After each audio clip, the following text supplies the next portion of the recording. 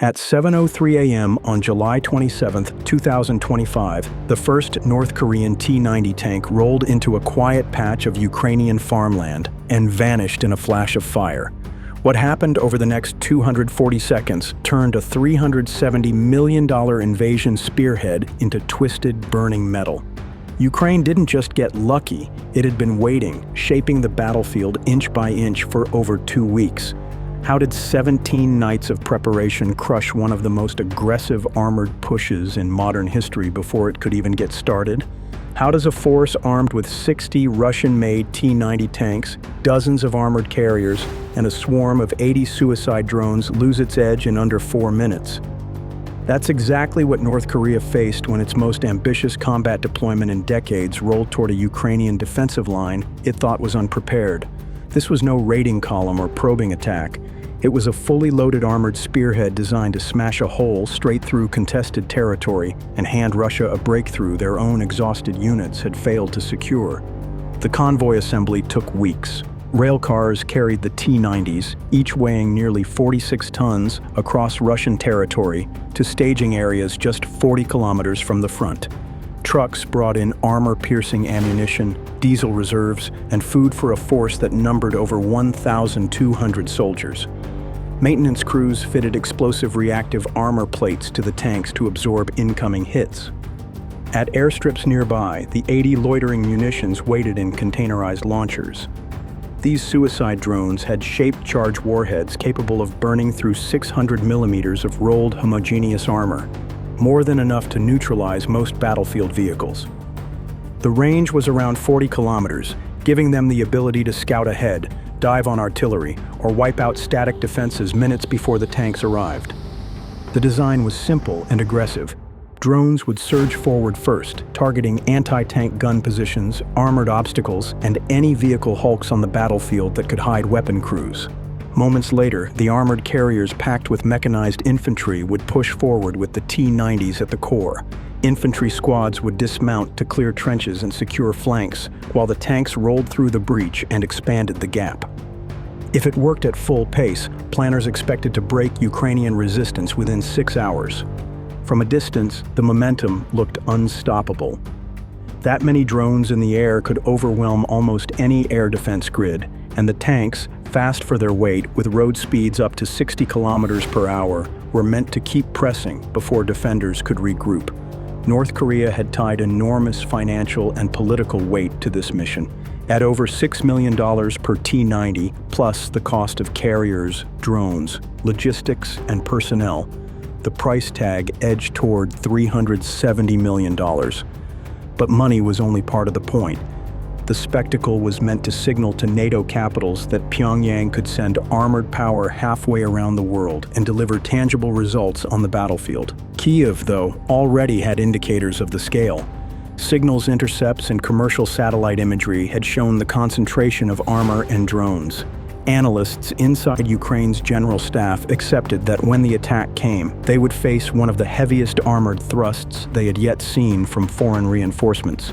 The expectation was that the fight would take place under pressure, with little opportunity to halt the enemy before they breached prepared lines.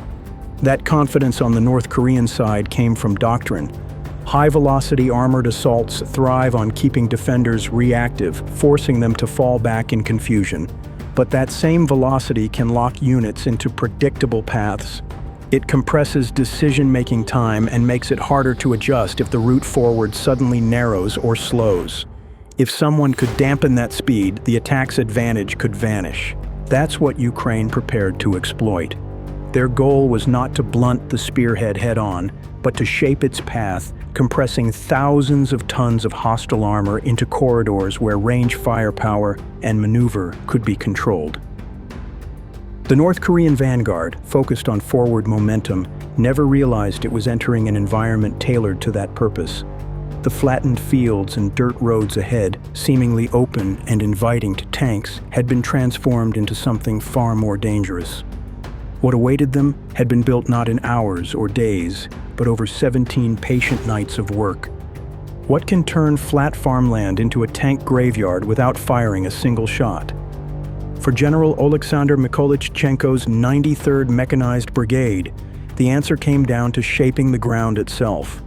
They were given precise parameters, 17 nights to prepare, dozens of square kilometers of open terrain, and defensive layouts reviewed not just by Ukrainian command, but by NATO advisors studying satellite imagery. The space looked simple: plowed soil, scattered tree lines, a handful of tracks running toward the north. In reality, it was about to become a map of calculated destruction. The brigades split their work areas into kill zones, each no larger than a football field. Within each zone, sappers buried between 40 and 200 anti-tank mines, never in uniform patterns. The goal wasn't to blanket the ground, but to arrange them so that a disabled first vehicle would block the rest, forcing incoming armor to choke into narrower channels. By planning where a single mine detonation would halt a lead tank, they could position others so that any attempt to maneuver around the wreck would trigger more blasts in seconds. Over 17 nights, the minefields grew in layers, linking one kill zone to the next until any forward movement could be controlled. In and of itself, the hardware was diverse. The majority of the mines were pressure plate mines that were designed to detonate when they had been loaded with heavy armor. Others were equipped with seismic sensors, which were able to identify the distinct vibrations being produced by tracked vehicles and postpone the explosion until the heaviest bogey completed its rollover. In the vicinity of tree lines and potential approach routes, they incorporated infrared-triggered charges, which were intended to activate in the event that a substantial heat source, such as a tank engine, came within reaching distance. Each type was positioned in such a way as to compensate for the deficiencies of the others, making it more difficult and time-consuming for any enemy engineer teams that were attempting to clear channels to conduct sweeping operations.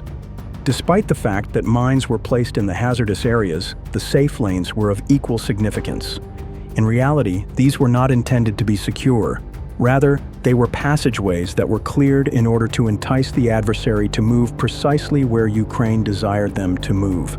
In order to conceal any indication of disturbance that might have been detected by overhead surveillance, the earth in these lanes was compacted. The lanes have the appearance of natural farm access trails when viewed from above. The designers of North Korea would view them as plausible routes for rapid armor mobility, but they would be unaware that each of these paths terminated deep within pre-sighted fields of fire. Complete discretion was shown during each and every placement. The crews only worked at night, traveling in small groups to minimize the amount of noise they made. Mine packages were only unpacked under the cover of darkness, and vehicles that were utilized for transportation were concealed beneath camouflage netting until they were required to be concealed. Even the sound of shoveling had to be muted, and some hand tools had to be wrapped in linen in order to block out the noise. When the dawn was getting close, all movement came to a halt, and any visible evidence of work were covered up so that they were consistent with the terrain around them. There would be nothing but peaceful farmland visible to drones that were flown to North Korea for reconnaissance. When the first T90 arrived, it collided with a pressure plate mine in Zone 4 at 7:03 in the morning. Its belly armor was ripped apart by the detonation, and the shockwave caused the turret to break loose and launch it several meters into the air. Back behind it, the column came to a halt. A second tank attempted to avoid the disaster a few seconds later, which resulted in the activation of a seismic mine. 2 further explosions were triggered by that one. Within a span of less than 4 minutes, 17 tanks were rendered inoperable or set ablaze, with the majority of them being destroyed before a single Ukrainian gun had fired. By the time smoke and dust clouded the path forward, the North Korean spearhead was not moving forward. Rather, it was stuck in place, caught in a geometry of destruction from which it was unable to escape. A stationary target was provided to Ukrainian soldiers during that break, which was the one thing they needed the most. In addition, the formations that were going to launch the counterattack were already advancing from the tree lines to the west, east, and south. It was demonstrated by the fight that expense and scale are not guarantees of success. It is possible to demolish even the most solidly armored force with the right amount of precision in sculpting the battlefield and controlling when the conflict begins. In this situation, patience was just as important as firepower. Modern warfare rewards the side that dictates the terms of engagement. Striking at the right place and exact moment can overturn a force many times larger. For any army, ignoring this balance between raw power and calculated preparation is risky. Metal and machinery mean little when locked into predictable routes.